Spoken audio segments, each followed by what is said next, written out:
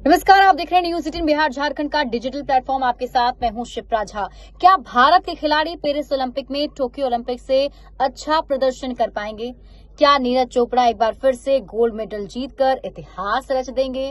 क्या वो भारत के पहले ऐसे खिलाड़ी बन पाएंगे जिसने 2 बार प्रतियोगिता में स्वर्ण पदक हासिल किया हो?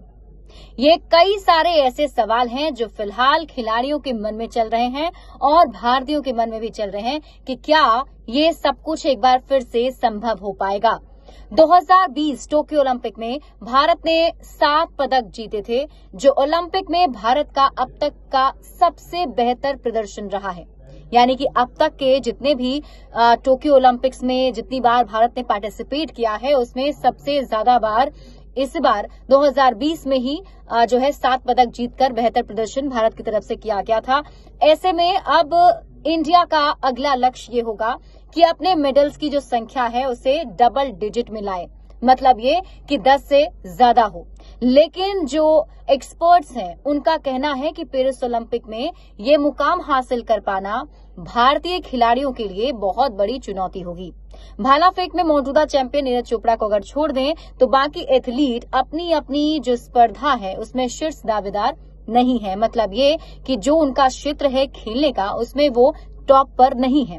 पोडियम फिनिश देखने की भारत की उम्मीदें काफी हद तक नीरज पर निर्भर करती हैं, क्योंकि उनके अलावा चिराग शेट्टी और सात्विक साईराज रनकी रेड्डी की बैडमिंटन जोड़ी से भी भारत को काफी उम्मीदें हैं।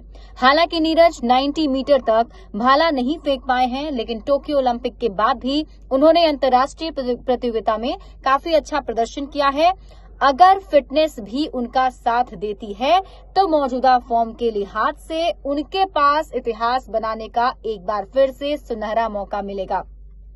आपको बता दें कि इससे पहले सिर्फ बैडमिंटन खिलाड़ी पीवी सिंधु और पहलवान सुशील कुमार ही भारत के 2 ओलंपियन रहे हैं जिन्होंने लगातार 2 पदक जीते हैं। मतलब सिर्फ इन दोनों के नाम ये रिकॉर्ड है कि इन दोनों ने 2 बार पदक जो हो जीते हों, मेडल जीते हैं। सिंधु ने 2016 के रियो ओलंपिक में रजत पदक और 2020 टोक्यो ओलंपिक में कांस्य पदक जीता था।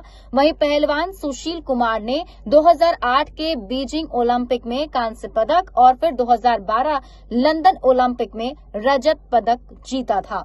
चिराग शेट्टी और सात्विक साईराज रनकी रेड्डी की बैडमिंटन जोड़ी का प्रभुत्व 90 के दशक के अंत में टेनिस की महान भारतीय जोड़ी लिएंडर पेस और महेश भूपति की याद दिलाता है।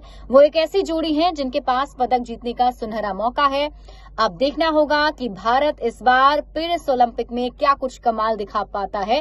हालांकि सभी भारतीयों की यही उम्मीद है कि बहुत ही अच्छा प्रदर्शन हो और सभी भारतीय टीम को ऑल द बेस्ट कह रहे हैं।